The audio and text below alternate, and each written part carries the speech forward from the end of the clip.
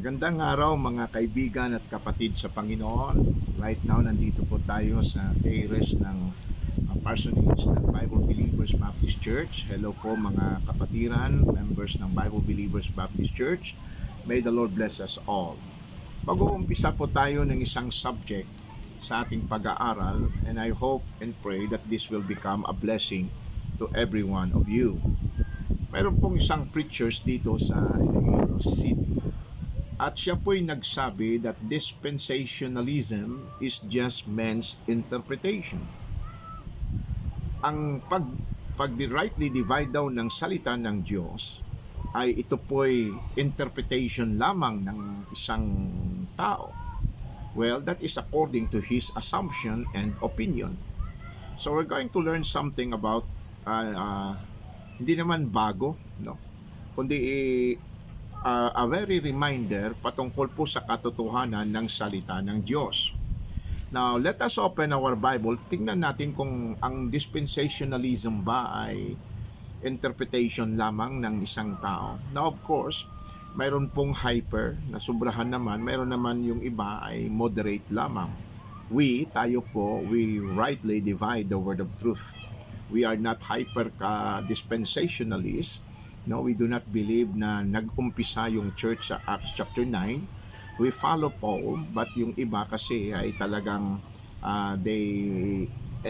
pinasok nila yung kanilang private interpretation dahil nakabasa-basa po sila ng mga libro ng mga Bollinger at iba pa. Okay? So 2 Timothy 2:15, ito po isang maiksi lamang na study. I do not know kung ilang part po ito. We're trying to maintain 10 minutes, 9 minutes sa ating pag-aaral. So I hope you will bear with me. The intention is ma-equip po yung mga members ng Bible Believers Baptist Church at siyempre po para rin po ma-encourage yung mga kapatiran sa Panginoon, lalo na po yung mga fellow servants natin, mga street preachers at KGB Solid Bible Believers. Okay? So, I hope it will magnify the Lord Jesus Christ and the King James Bible. It is God's preserved word. Kung naturuan po kayo na may mali po yung King James Bible, that is not what the Bible says. Sira na, if the foundation be destroyed, what can the righteous do? Okay? So, now I am obliged to teach sa ating preacher's note. At ito po'y galing din po sa aking preacher's note na luma. So, this could be considered as the preacher's note, no? Now, 2 Timothy 2:15, ito pong pagkasabi, tingnan natin kung ito po'y interpretation lamang ng tao na maging believer ka ng the way to understand the Word of God is by rightly dividing the Word of truth, okay? The verse talks about the Word of truth, okay? It talks about the workman approved by God and the command to study by rightly dividing the Word of truth. Yan pong pagkasabi, 2 Timothy 2:15, the Bible says, "Study to show thyself approved unto God, a workman that needeth not to be ashamed, rightly dividing the word of truth." So, it speaks about the word of truth. It speaks also about the workman approved by God and the command to study by rightly dividing the word of truth. Now, if this particular verse will be taken away in the scripture or perhaps distorted, mga kapatid, Bible students, lahat po tayo will no longer achieve yung tamang knowledge on how to study and understand the Bible.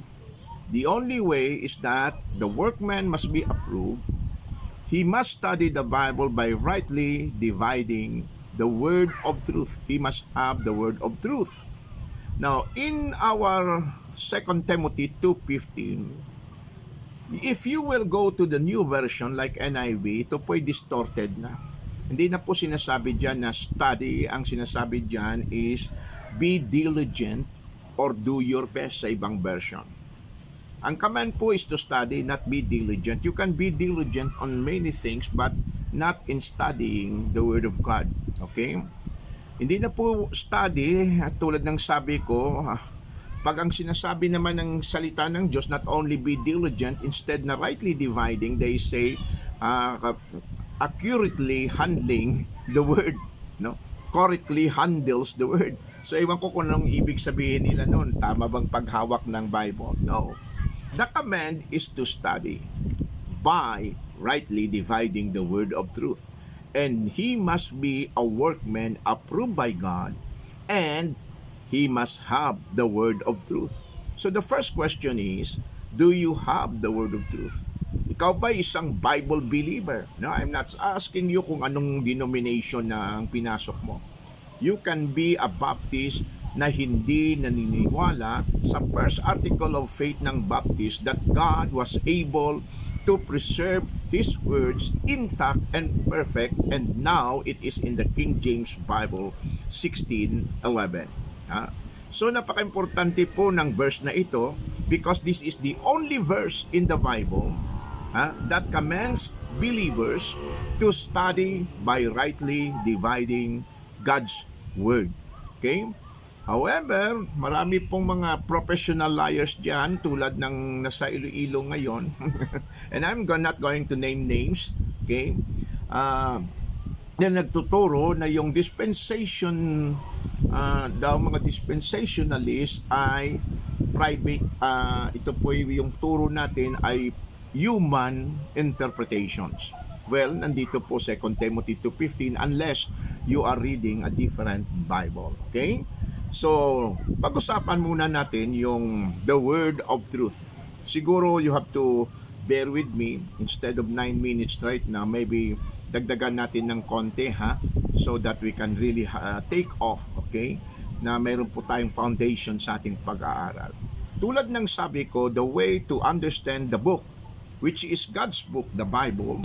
If any man love me, he will keep my words. And keeping God's word and knowing the truth is that you have to study by rightly dividing. But not only that, you must be a workman approved by God, and you must have the word of truth. Yung kasi marami po tayong mga nagra-rightly divide, they are not really workmen approved by God, mga kapatid. Marami po tayong mga nagsasabi din that they rightly divide. In fact, even attacks us na nagra-rightly divided ay sinasabi nila na sila yung tama. They have bad, mali po ang kanilang ugali, hindi maganda ang kanilang pananalita, mga kapatid. No? So, in order for you to learn the truth, you need to be a workman approved by God. And you cannot be approved by God if you will not study by rightly dividing. That is dispensationalism. Okay? But not hyper-dispensationalism. Okay? We need to be clear of that. So right now, we're going to learn the first part. Study to show thyself approved to God, a workman that needeth not to be ashamed, rightly dividing the word of truth.